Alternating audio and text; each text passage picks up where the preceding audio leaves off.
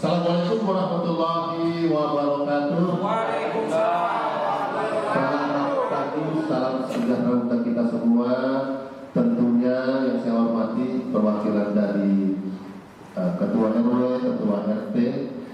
Yang saya hormati perwakilan dari pengelola RPTRA. Dan yang saya hormati juga perwakilan dari petugas penanganan sarana dan prasarana umum tingkat kelurahan Rawabuaya. Pada kesempatan siang hari ini, izinkan saya menyampaikan amanat sesuai dengan surat Bapak Wali Kota.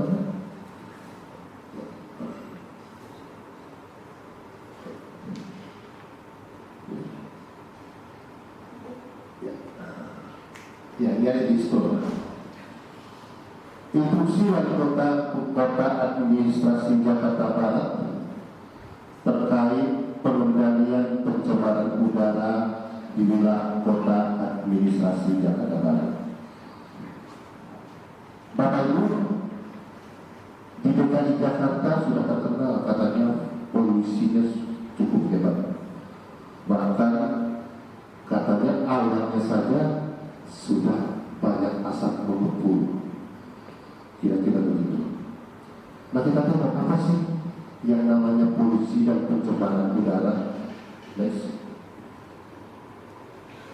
pengertian polusi udara adalah kontaminasi udara oleh zat apapun yang berbahaya bagi manusia dan organisme hidup lainnya.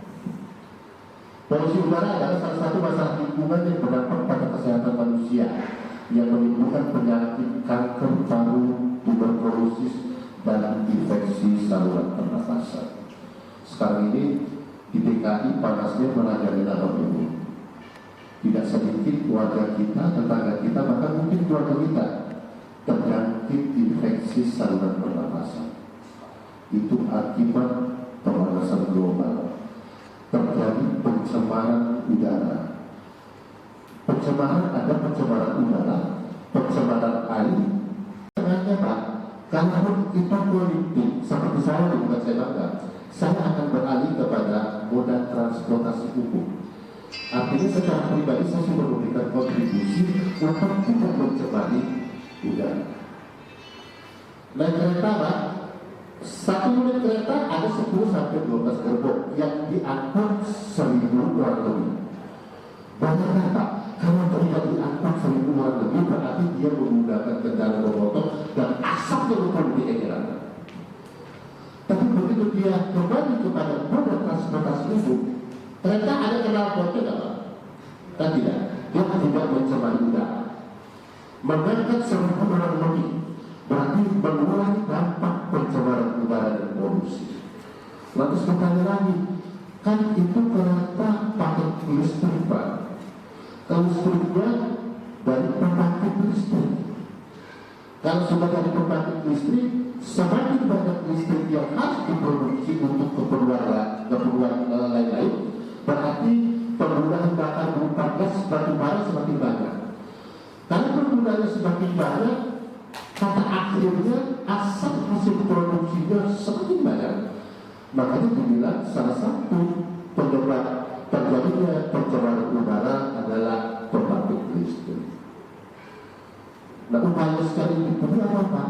Supaya ini pembangkit listrik ini bekerjanya tidak terlalu banyak Pak. Pencemarannya juga tidak terlalu banyak. Ya kita disuruh irit Pak penggunaan listrik. Salah satunya tadi, ya kembali kepada moda transportasi umum, di rumah lampu-lampu yang tidak diperlukan tidak dimatikan. Lanjut. Gunung berapi meletus. Nah ini adalah pencemaran udara. Setiap kali harus menanam pohon, lahan habis, aspal turun. Ya ditanam di situ. Ya ada apa ada begitu kira-kira. Selanjutnya beralih kepada moda transportasi umum. Ya kalau memungkinkan Pak, mendingan naik kereta, naik busway dan lain-lain. Pertama ini, kedua kita nggak capek di jalan. Jangan gengsi, ada pakai motor aja, gitu.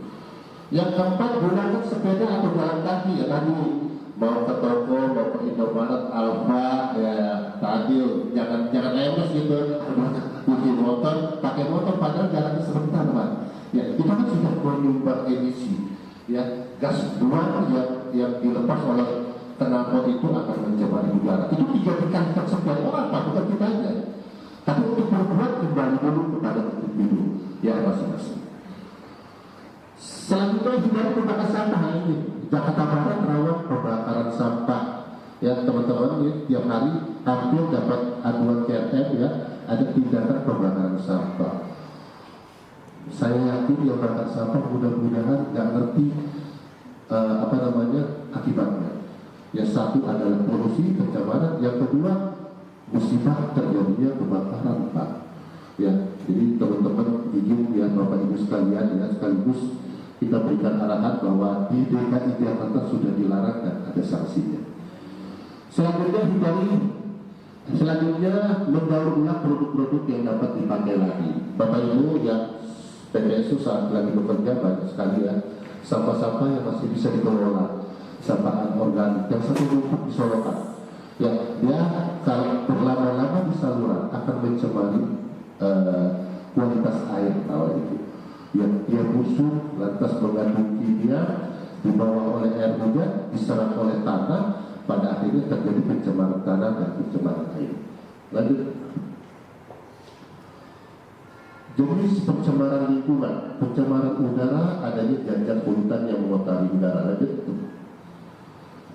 Pencemaran air terjadi karena adanya zat polutan yang masuk ke dalam sumber air seperti insektisida, kotoran, limbah, pupuk dan sampah. Bahkan saluran-saluran ya para usaha industri membuang sampahnya sembarangan. Padahal mereka melakukan kegiatan kan ada izin Pak. Salah satunya izin itu adalah mengelola hasil limbahnya, tidak langsung dilepas Pak langsung ke saluran. Nah, itu adalah limbah yang dihasilkan oleh swasta. Yang dihasilkan oleh kita akibat kita ini nggak ngerti apa mungkin. Tapi tidak kebanyakan. Hanya saja akibat pesatnya perekonomian akhirnya apa? Dalam rangka pembangunan berkelanjutan tidak mendukung untuk aspek lingkungan hidup, sosial dan ekonomi yang baik. Banyak pelanggaran. Lanjut.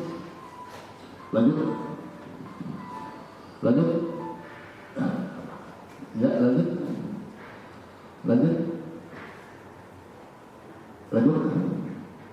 Ada slide selanjutnya. Sampai di sini mungkin Bapak Ibu ada yang mau dikomentari. Mudah-mudahan materi singkat ini bisa diterima.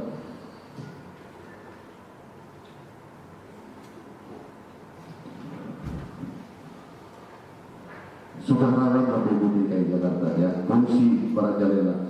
Kadang-kadang kita nafas juga udah nggak nyaman. Naik motor yang tadinya dari Jakarta Bogor itu ya masih segar sekarang cuma sekedar ke kecamatan kayak kos-kosan akibat terik matahari, debu, pengap dan lain-lain.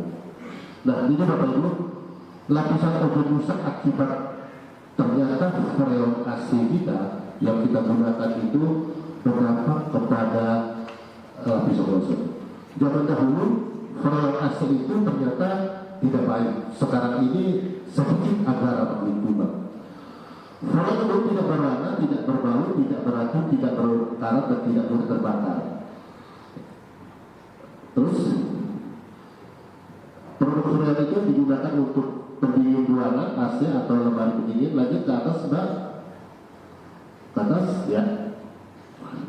Ya. Terus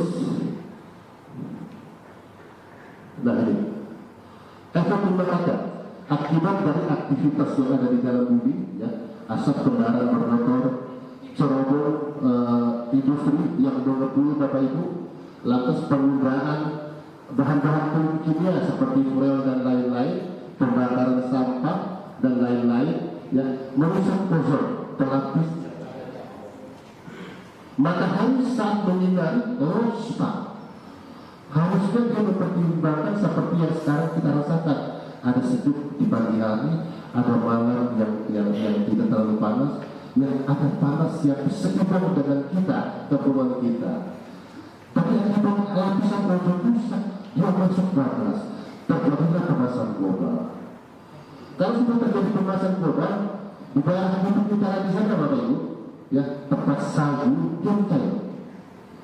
Kalau sudah mencair, volume daripada air laut bertambah. Maka dikatakan Bapak, kalau di Ancol kalau nggak salah, permukaan air laut lebih tinggi dari daratan tanah air kita. Ya, pertama ini penggunaan air. Ya, mencuci ada keran yang netes sudah tidak baik, ya segera kita ganti. Kalau netes kecil-kecil setiap hari netes, berarti air tanahnya tersedot cuma-cuma. Kalau permukaan tubuh lama baru bergabung lagi di bawah. Ya, jadi volume air tanah sama semuanya. Kalau kita eksploitasi tidak bermanfaat, yang panjangnya kualitas air tanahnya terganggu. Mencemari udara dan air tidak adil. Selamatkan pohon untuk bernafaskan. Alhamdulillah Laut Buaya ini tidak seperti tempat saya sebelumnya. Bapak juga kamu cerita di sini lumayan ringan, tidak terlalu padat ya pemukiman Bapak Ibu. Bahkan baru pertama kali di Jakarta Barat saya melihat ada kebun kosong Pak, luar biasa. Di Tambora boro-boro kebun kosong Pak, mau bikin RT terakhir nggak ketemu sampai tahun sekarang.